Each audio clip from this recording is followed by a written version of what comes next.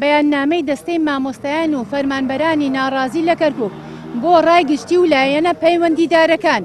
ئێمەی مامۆستایان و فەرمانبەرانی شاری کەرکووک کە میلاکمان لەسەر هەرێمی کوردستانە لە 2015ەوە بۆ دەیان جار گردبوونەوە و خۆپیشاندانمان کردووە لە کەرکووک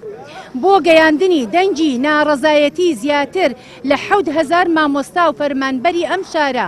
بەدەسەڵاتدارانی حکومەتی عێراق و ڕێکخرا و ناوەندە بڕیار بەدەستەکانی جیهان